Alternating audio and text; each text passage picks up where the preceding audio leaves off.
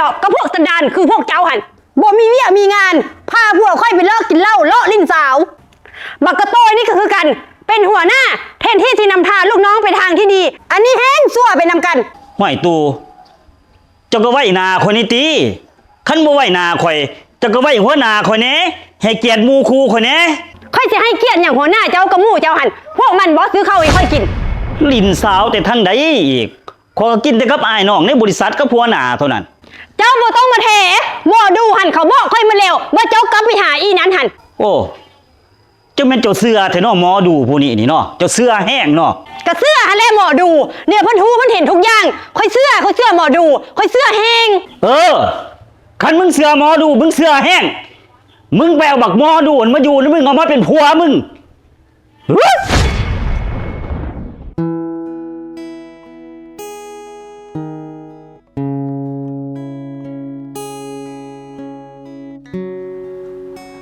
เอาเมียจอยสมาโพสแนวนี่โอ้แนวนี่มันก็เสียภาพลักษณ์บริษัทเบิดแล้วเว้ยบ่ได้แนวนี่เทียนโดยพ่อหนาเห็นไอ้จอยอยู่บ่เราคุ้มไอ้น้องอยู่ห้องงานพุ่นไปเอิ้นเรามาให้แน่ไปโดยพ่อหนา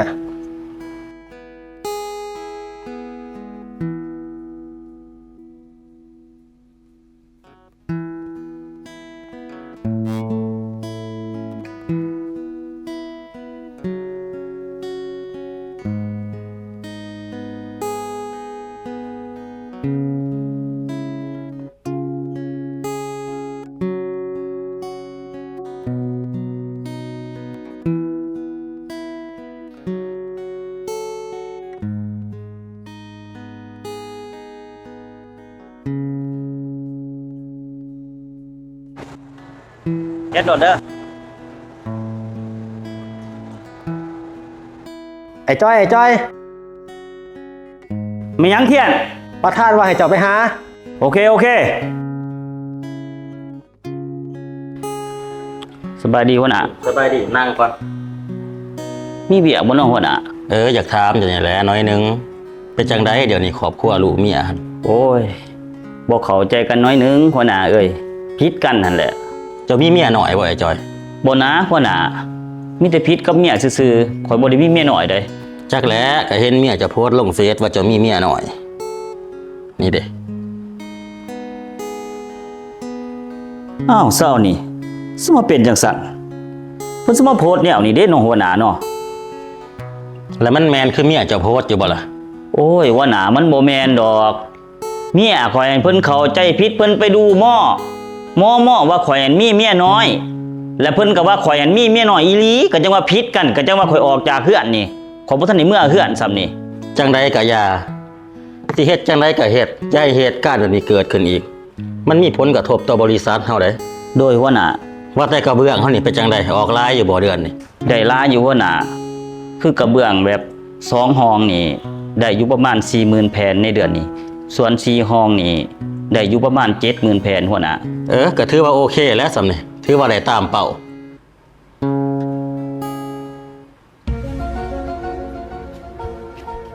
โอ้ยพ่อหมอเอ้ยมีเรื่องที่รบกวนอีกแล้วเรื่องอีสั่งเรื่องพัวคือเก่าหันบ่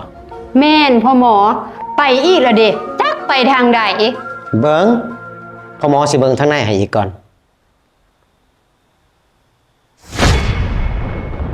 พ่อหมอหูล่ะเป็นจังได๋พ่อหมอมันไปหาอีเก่าหั่นแหละโอ้อีนี่มันใส่ของมันแห้งได้เฮ็ดจังได๋พ่อหมอผัวจังสิกลับมานี่บ่ยากหรอกนะพ่อหมอสูตรให้มันกลับมาก็ได้โอ้ซอยแน่พ่อหมอถ้าซั่นแต่ว่าค่ายมันสูงได้เพราะว่าอีนี่นะของมันแห้งสูงเท่าใดก็เอานะพ่อหมอโอเคคั่นซั่น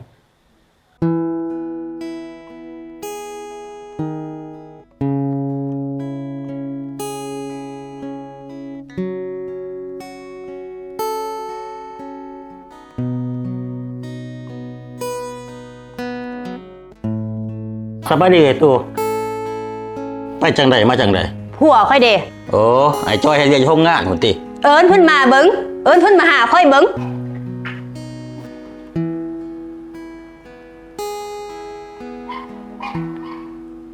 ไอ้จ้อยไอ้ตู่เรามาหานี่ เป็นจังไดจ้อยเดี๋ยวนี้ เจ้าคือบ่เมือเฮือนเมือซาน สิให้ข่อยเมื่อจังไดเจ้าเป็นแนวนี้เจ้าเป็นบ้าเสือหมอดูหั่นอยู่ซื่อๆก็มาก่อผิดข่อยก็รำคาญเนาะข่อยอยู่เฮือน เจ้าอย่าซุ่มมาเว้ามันก็แม่นความหมอดูหั่นแหละ คันเว้าแล้วก็ทางใส่คนรถเมื่อยนํเจ้าเด้เจ้าบ่อายบ่นี่พนักงานนี่หัวหน้าแน่นี่มีหยังก็ไปเว้ากันอยู่เฮือนพุ่นเป็นหยัง สิเว้ากันอยู่เฮือนจังไดเนี่ยเจ้าบ่เมือเฮือน ค่อยๆแหน่ก็ยังว่าอายเขาเจ้าก็ได้ข่อยสิเมื่อดอกแล้วเวียกนี่ข่อยสิเมื่อ เมื่อเด้อคันบ่เมื่อเขานำมาเหยียบคอเจ้าโลด ตายแล้วแนวนี้สมมาเป็นคนแนวนี้เด้เนาะ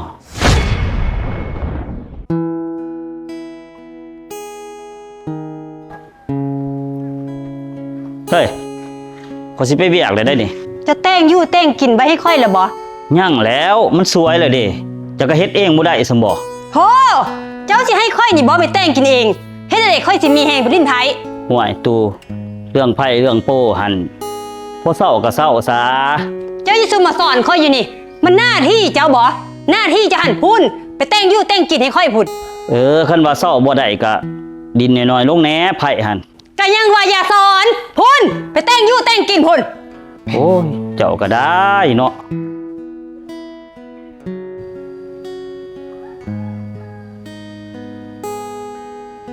สบายดีพ่อหมอ เพิ่นกลับมาแล้วเด้ผัวหันพ่อหมอนี่ก็ตั้งเก่งอีหลี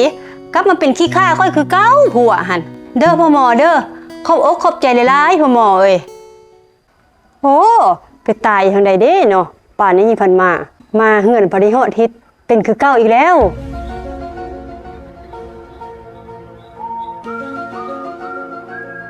ฮัลโหลพ่อหมอเบิ่งคืนให้เองแน่หั่นเป็นจังไดผัวกลับมาเฮือนซ้ายอีกแหละฮะกลับไปหาอีเก้าบ่พ่อหมอขอบใจเด้อขอบใจเด้อ มาเซิร์นกินต่ออยู่เพื่อนข่อยเลยหัวหน้าเซิร์น โอ้มาตายแต่ทางใด ค่อยๆเว้าเป็นหยังเคย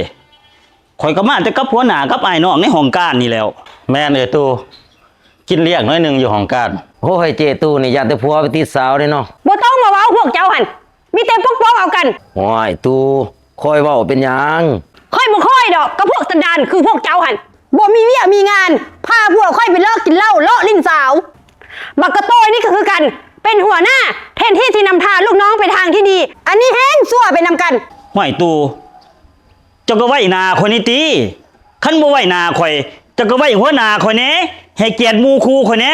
ค่อยจะให้เกียรติอย่างหัวหน้าเจ้ากับหมู่เจ้าหันพวกมันบ่ซื้อข้าวให้ค่อยกิน ห่วยเอ้ยตูแห้งแล้วจะเว้าหั่น มันบ่แห้งดอกซ้ำนี่หิ้งค่อยซ้ำสำหรับพวกสันดานหยาบคือพวกมึงหัน ห่วยไปที่ว่าเทียนสิมายืนน้ำมันลาอยู่นี่บ่ห่วยไอ้จอย เสียจะได้กับเฮ็ดเด้อค่อยฮับบ่ได้ได้แนวนี่ โอ้ยขอโทษหัวหน้า เจ้าบ่ต้องขอโทษของไอ้จอยคันเจ้ายังอยู่กับเมียคนนี้หั่นนะเจ้าบ่ไปเฮ็ดเวียกข่อยก็ได้เด้อ โอ้ยหัวหน้าคือว่าจังซั่นโอ้ยตูเห็นบ่เจ้าเห็นบ่เจ้าเฮ็ดหยังลงไปหั่น แล้วมันเป็นหยังเดี๋ยวค่อยบ่มักพวกนี้หันมิติพาเจ้าไปเลิกกินเหล้าลิ้นสาว ลิ้นสาวแต่ทางใดอีกขอยก็กินแต่กับอ้ายน้องในบริษัทกับหัวหน้าเท่านั้น เจ้าบ่ต้องมาแถหมอดูหันเขาบอกค่อยมาเร็วว่าเจ้ากลับไปหาอีนั้นหัน โอ้เจ้าแม่นเจ้าเสือแท้เนาะหมอดูผู้นี้นี่เนาะเจ้าเสือแห้งเนาะ กระเสื้อหันแลหมอดูเนี่ยเพิ่นฮู้เพิ่นเห็นทุกอย่างค่อยเสื้อหมอดูค่อยเสื้อแห้ง คันมึงเสือหมอดูมึงเสือแห้งมึงไปเอาบักหมอดูมาอยู่แล้วมึงเอามาเป็นผัวมึงเฮ้ย เจ้าหยุดเดี๋ยวนี้เจ้าจะไปใส่กลับมาบอกกันก่อน พูนไปเว่าน้ำหมอดูเจ้าพูน ไปให้มันงมเด้อสบายดีพ่อหมอ นางกรไปจังใดมาจังใดนี่ โอ้ยก็มาหาพ่อหมอมาขอความช่วยเหลือคือเก้าหันแล้ว ผัวนี้ป๋าอีกเป็นบ่นี่ อ้าวพ่อหมอคือฮู้ มันออกในหม้อนี่แหละเป็นหยังพ่อหมอสิบ่ฮู้อีนี่มันเก่งได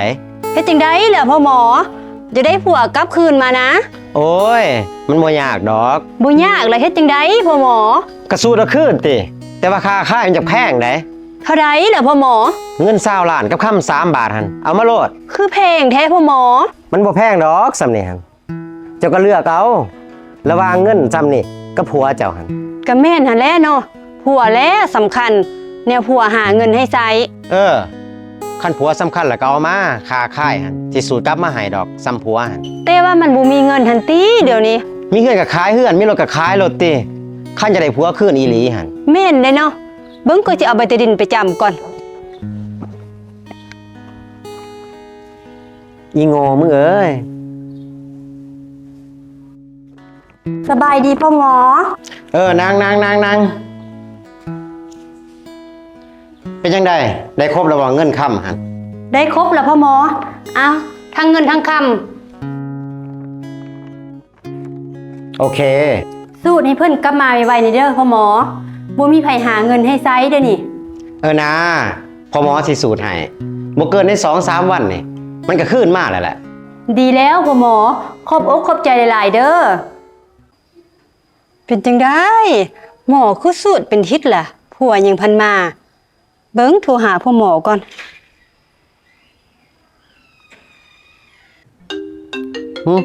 ไผโทรมานี่อุ้ยเจตูอีหนาโง่มึงเอ้ยบ่ฮับแม่มันดอก เอ้าคือตัดสายทิ่มบัดนี้สบายดีพ่อหมอ จังได้ เป็นจังได้สมมิตรมามี่แท้โทรคือบ่ฮับ แล้วมีเวียกอีสั่งล่ะ ก็ยังมาถามพ่อหมอหันแล้วสูตรให้เขาน้อยเด้อบ่ผัวคือพันได้มาป่านนี้ เรื่องสูตรมันก็สูตรอยู่ดอก อย่าให้เขามากกับไปอ้อยเขาอยู่ว่าล่ะ ก็ไป4-5เทื่อละเด้ผัวยังบ่มานำ ก็บ่จักสิว่าคือกันแล้วแนวนี่ อ้าวคือพ่อหมอว่าสูตรแล้วผัวสิกลับมาภายใน 2-3 วัน เจ้าก็เสื้ออีหลีเนาะ พ่อหมอคือว่าแนวนั้น ผู้หญิงนะเขาอยากให้ผัวอยู่นำก็เอาใจผัวมันสิจุกจุกจิกจิกจังสั่นจังสี่กับเขาหัน จักแล้วพ่อหมอหักว่ามนต์ดีมนต์ขลัง โอ้ยม่วนสิครั้งซ้ำใดคันจะบ่ดีกับเขาหันเขาก็บ่อยู่น้ำเจ้าดอก แสดงว่าพ่อหมอตัวค่อยบ่นี่ถ้าซันเอาเงินค่อยคืนมาได้ เงินนี่สั่งมีหลักฐานบ่คันอยากได้ไปฟ้องเอาอยู่ศาลพุ่น อ้าวพ่อหมอคือว่าแนวนี้ ก็ว่าแนวนี้หั่นล่ะเขามึงอะโง่ ค่อยฟ้องแท้เจ้าระวังรถ เซิ้นไปฟ้องโลดเงินก็ให้เป็นเงินสดบ่มีหลักฐานการโอน เอาเบิ่งไผสิเชื่อเจ้า ถือว่ากูโง่เอง อีปอบมึงเอ้ยความหูว่าตัวเองโง่